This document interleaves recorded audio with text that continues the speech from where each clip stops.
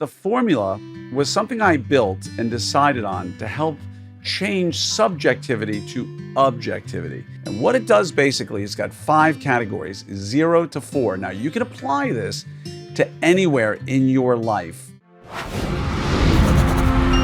Hello there, everybody, and welcome to another episode of your 5-Minute Friday. Now, I'm Glenn Krieger, your host, and I want to talk to you today about the formula, not the baby formula.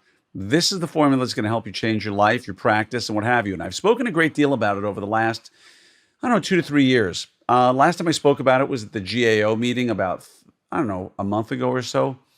And I'm going to give you a really quick, shallow dive into this right now, just to help you a little bit. But the formula was something I built and decided on to help change subjectivity to objectivity. I couldn't stand it when I was hiring a new employee and said, hey, by the way, how are you with this? Or how are you with that? And they go, oh, I'm pretty good. I didn't know what that meant. A new assistant, how was I going to schedule them appropriately as a new assistant in my office? Where was I going to start their training? And so I came up with something called the formula. And if you were to see it up front, it is number 4 followed by ORMULA. So the formula.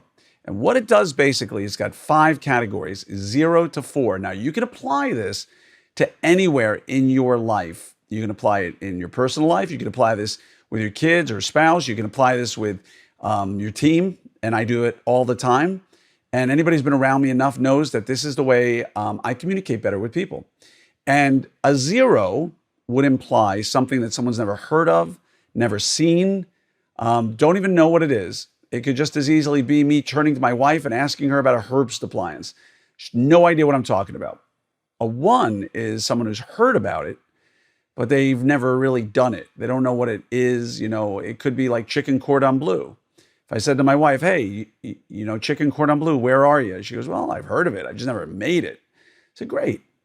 Now, a 2 is somebody who's done it, but is no way, shape, or form proficient at it.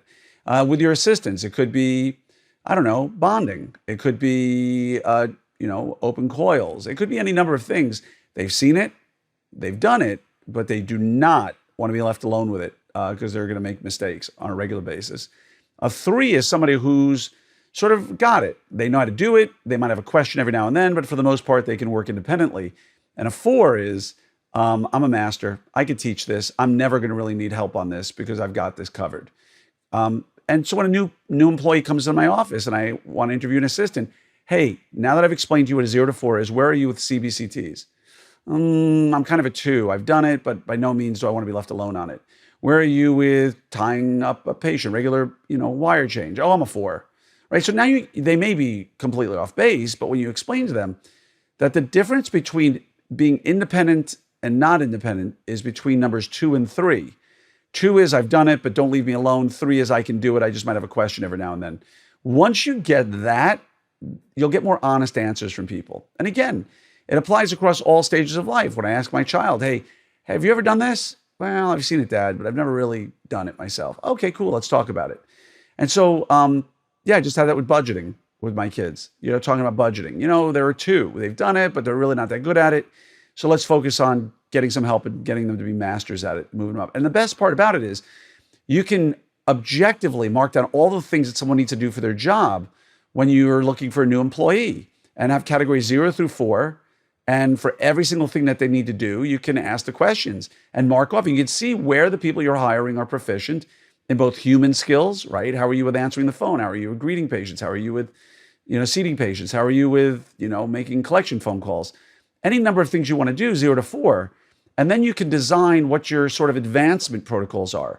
So you are I've always been a fan, haven't done it yet, but I've always been a fan of when you take karate or any martial arts, you're given a belt, a white, yellow, green, blue, right?